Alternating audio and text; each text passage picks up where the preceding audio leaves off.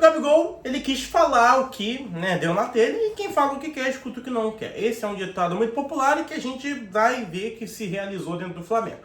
Pra quem não tá entendendo, pra quem não tá sacando o que eu tô falando, quando o Flamengo venceu o Criciúma por 2-1, o Gabigol fez o gol de pênalti, voltou a marcar e tal, e aí ele foi chamado para dar aquela famosa entrevista no pós-jogo.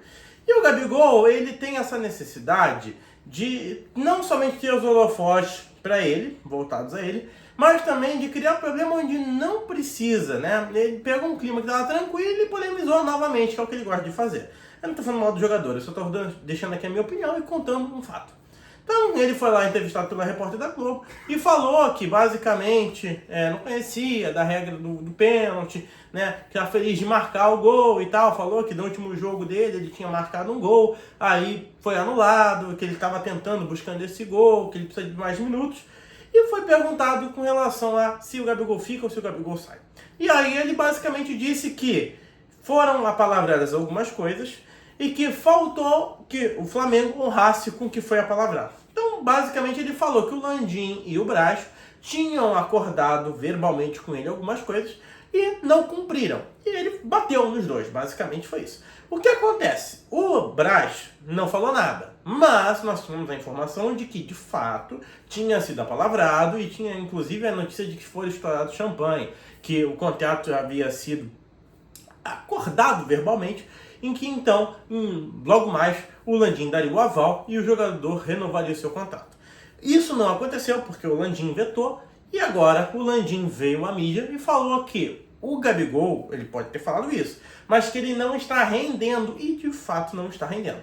Que o Flamengo ofertou a ele agora um bom aumento salarial, um relativo aumento salarial com um ano de contrato. Mas que o atleta quer mais do que um ano de contrato. O atleta deve querer os 4 ou 5 anos que são praxe dentro do futebol brasileiro.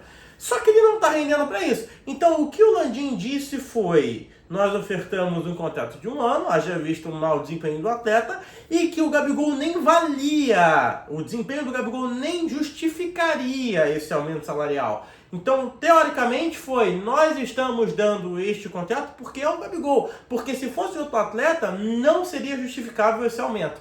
E o Gabigol, na fala dele, disse que o Flamengo aí não tratava bem os ídolos, né? Foi essa treta.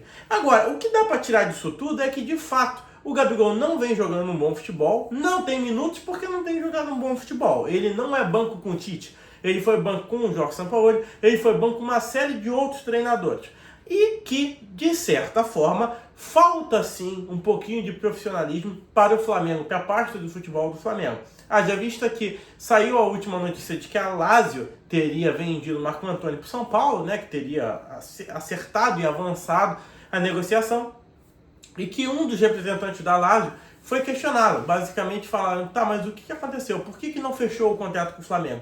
E ele tinha dito: olha, o Flamengo chegou aqui, fez uma proposta muito boa, conversou, pediu informações, fez os exames, fez tudo certinho.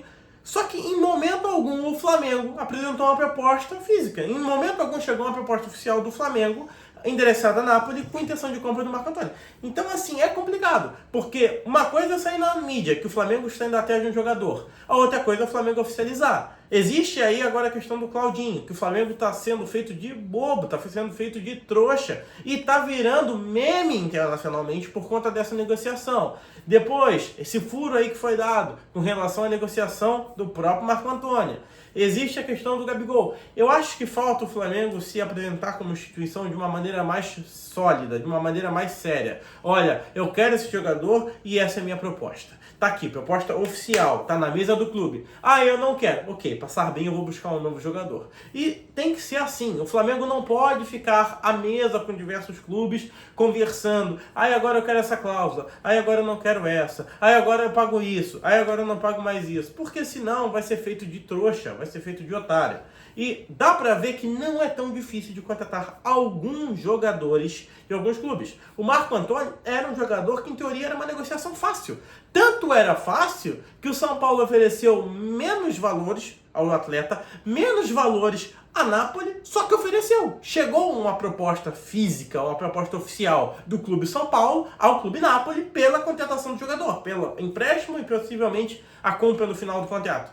E a Napoli acertou. A Napoli aceitou fazer o negócio com o São Paulo. Então, dinheiro não foi problema. Talvez o Flamengo tenha visto e não tenha gostado do atleta. E não possa falar isso publicamente, por algum motivo que aqui eu desconheço, tá? É possível que isso exista. Agora, isso não é uma prática que tenha acontecido somente nesse caso. O Flamengo tem tido extrema dificuldade para fechar diversos acordos, contratar diversos jogadores, e alguns nem estrelação.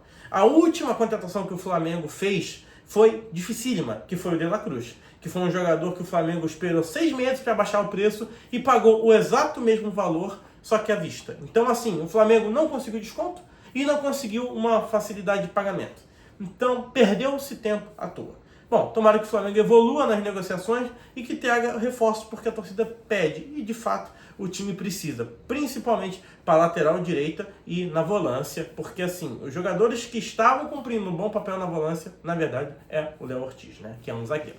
Então, ou contrata um zagueiro e bota o Léo Ortiz de volante, ou contrata um novo volante, mas, de fato, precisamos de laterais. Esse é o vídeo. Se você gostou, se inscreve no canal, deixa o teu like, aciona o sininho da notificação, deixa nos comentários se você gostou ou não do vídeo e se você faria essas contratações. Bom, é isso. Fui.